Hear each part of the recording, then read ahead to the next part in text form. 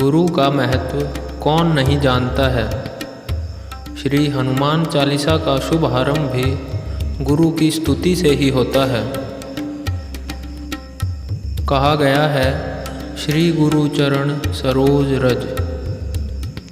लेकिन गुरु कौन, गुरु किसे मानेंगे और किसे छोड़ेंगे? आज की वीडियो में श्रीमद् भागवत के प्रकाश में हम जानने का प्रयास करेंगे कि हमें किसे गुरु बनाना चाहिए और किसे गुरु नहीं बनाना चाहिए।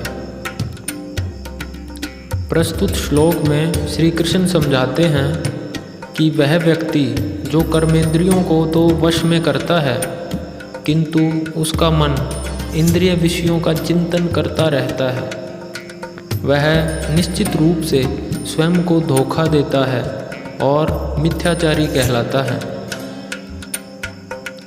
अर्थात ऐसे अनेक व्यक्ति होते हैं जो केवल ध्यान का दिखावा करते हैं, परंतु उनका मन शुद्ध नहीं होता है। कर्म की इंद्रियों को वश में करने का अर्थ है कि वह कार्य करना छोड़ चुका है और सन्यासी हो गया है, लेकिन अभी भी उसका मन अस्थिर बना हुआ है। ऐसे मिथ्याचारी गुरु मन में इंद्रियों को तृप्त करने के जोड़ तोड़ में लगे रहते हैं तथा अपने अबोध शिष्यों को नरक की राह में लेकर जाते हैं। स्वयं का नाश भी करते हैं और अपने शिष्यों का भी। जो गुरु अपने शिष्यों को इंद्रिय सुख हेतु वस्तुएं देने का भरोसा दिलाता है या ऐसा उपक्रम करता हो, तो यह मान लीजिएगा कि उसे सन्यास का रंग छूकर तक भी नहीं गया है। जो गुरु स्वयं को योगी बताए और शिष्यों की मन की इच्छा अनुरूप वर देने का उपक्रम करे, वह हृदय के साम्राज्य की सीमा तक भी नहीं पहुंच पाया है। योगी को परमेश्वर के अन्यथा क्या ही चाहिए, और उस योगी के मुखारविंद से प्रभु लीला के सिवाय और क्या ही निकलेगा। किंतु जो स्वयं को योगी बताए और इंद्रिय तृप्ति के विषयों की खोज में लगा रहे, वह सबसे बड़ा धूर्त है। भले ही कभी कभी ईश्वर के ऊपर ऐसा व्यक्ति गंभीर व्याख्यान भी दे दे, ऐसे योगी का ज्ञान व्यर्थ है और ऐसे धूर्त का चित्त सदैव अशुद्ध रहता है। ऐसे योगी के योगिक ध्यान का कोई अर्थ नहीं होता है।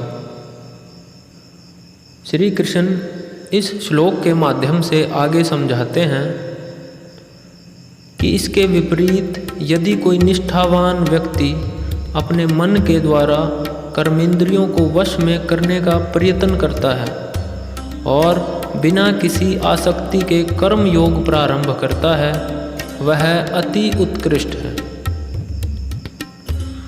झूठा योगी बन जीवन जीने से कहीं अधिक श्रेयस्कर है अपने कर्म में लगे रहकर अनासक्ति से भरा जीवन व्यतीत करना। ऐसा करने वाला व्यक्ति भवबंधन से मुक्त होकर भगवत धाम को जाता है।